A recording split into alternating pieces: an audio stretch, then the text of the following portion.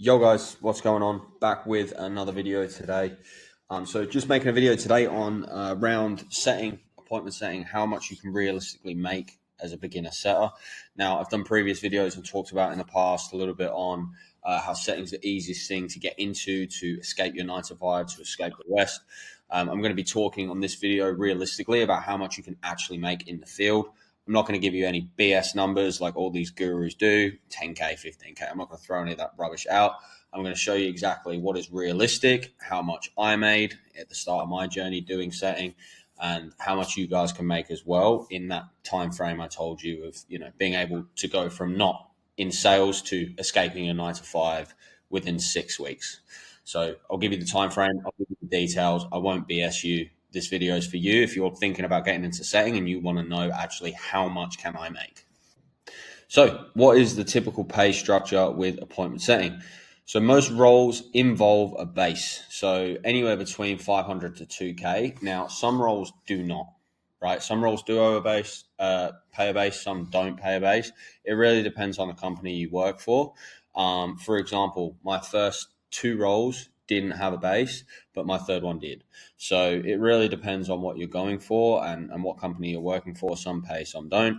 It can be anywhere between $500 and 2K. So that instantaneously is a good little cushion if you do have a role with a base. Now, usually you make anywhere between 5% on cash collected.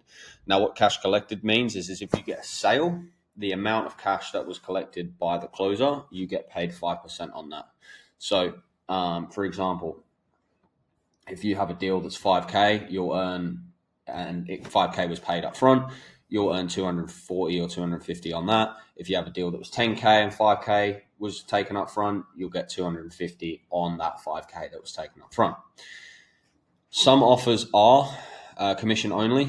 So I would advise avoiding these unless it's an absolutely killer op. So primarily be looking for ones with base wage. That's the best thing about setting over closing, in my opinion, is that you do have the comfortability of a base cushion.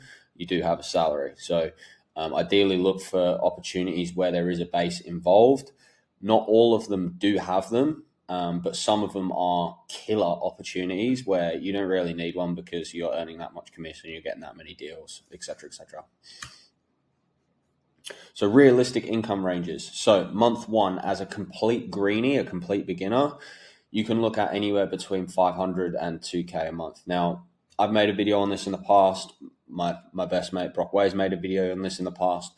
$2,000 is all you need to get the fuck out of where you live and live somewhere cheaper and take advantage of geo arbitrage. So that first month, as soon as you land a role, that first month, within the first 2 weeks of doing that role, you should have a landscape of how much roughly you're going to make for the month. If that is anywhere between 500 and 2K, leave. Have a little bit of a cushion behind you, get out and just set up base somewhere cheaper. What it really looks like during this first month is you're finding your feet, you're getting your feet wet, getting flow in the calls, building your pillars throughout the call and building the points that you touch on every single call. Month 2 to 3 is when you start to find your feet a little bit, you gain a bit of momentum and confidence and begin to lean off the script a little bit more because you've now understood a little bit how the calls flow. You've got those pillars in place a little bit more. You're less reliant on reading the script on calls. Monthly income range at this stage can be anywhere between 1.5 to 5K. It really depends on how good you are. It really depends on how quick you learn, how quick you pick up things, how quick you take feedback, all of the things in between. But I know setters that have made 5K their second month. I know setters that have made still 1,500 their second month. It really does depend on you. Month 3. So this is when month 3 onwards is when you start to get really, really, really good. You start to really find your feet. You start to understand the psychology of sales, the offer you're on, what the other questions you need to ask, what you need to dig for, areas in which you need to dig deeper, the type of responses you're looking for, etc., etc., etc. And most setters at this stage make anywhere from 5K plus. You're hitting your KPIs, you're managing your pipeline, payment plans start to roll in as well. So as I mentioned before, you get paid on cash collected. So for example, if you have a 10K deal that gets done, but you only get 5K cash collected up front, the rest will be set out on payment plans over the next couple of months and get paid on those payment plans. which means, for example, if I have that 10K deal in February, 5K gets paid in February, but another 2.5 gets paid in March. I'll get paid again on that 2.5 in March. So it's almost like a little bit of a booster the following months.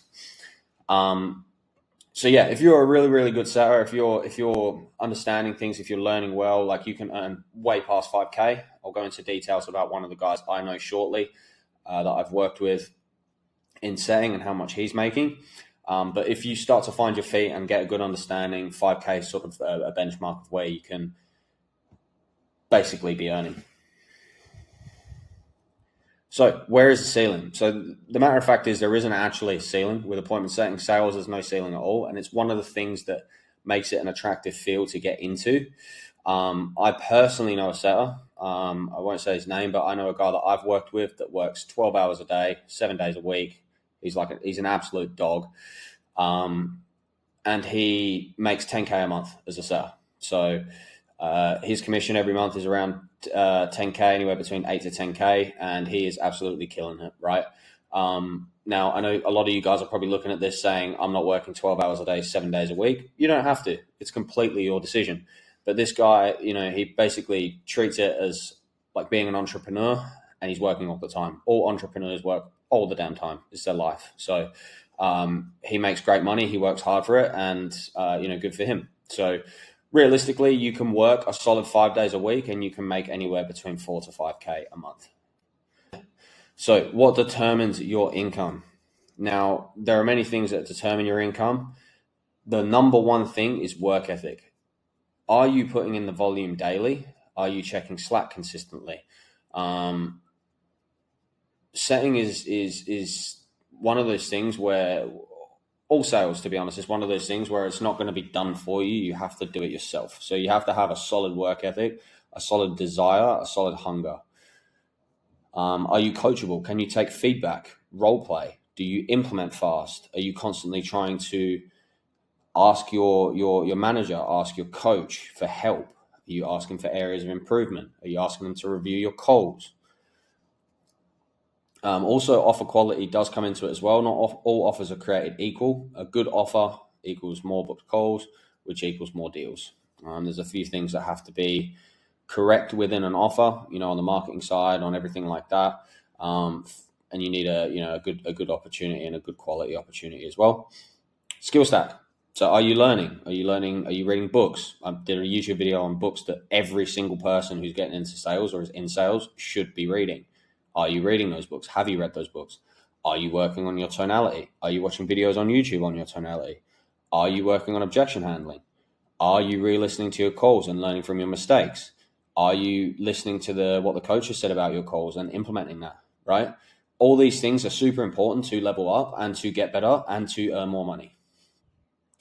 The fifth one is mentality. Now, I put this here because sales is a tough game, but the reward of sales is how well it pays. There is no ceiling. It's a high income skill. So the better you get, the more you're going to earn. But it is a mental warfare. You might have a really shocker day and you need to wake up the next day and be fresh and be ready to go and just forget about how bad your day was before. So do you have the mentality to get up and do that every single damn day without fail and put 100% in?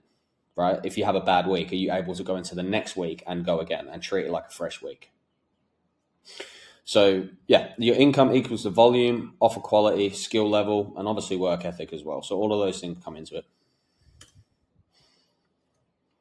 So how much did I earn as an appointment setter? So this is basically this is my timeline. And these are exact numbers of what I earn as a setter, right? So month one was $400. As I mentioned, I was on the lower end of that scale. I actually moved offers, and the first month on my new offer, I made 2K in December. I then moved into month 3, made 7K in January. Month 4, made 5K in February. Month 5, made 6K in March. Month 6, made 7K in April. So as you can see, I've been hovering basically anywhere between 5 to 8K-ish range since I started this role. The first month on a new role is always going to be a little bit dicey. So you just need to basically batten down the hatches for that first month, understand that while you're finding your feet, it isn't going to be, you're not going to jump into something and it's immediately you're going to start printing money. But basically snowballs roll downhill, and as they roll downhill, they gain momentum. So the longer you stay in the role, the longer you understand things, the longer you get to grip things, you will start to make more money. Now, this does not mean stay in something that is dead end. If you are hovering at this 400 consistently, there's one or two things that could be a problem. It could be your skill level, it could be your work ethic, it could be you, or it could be the role that you're in.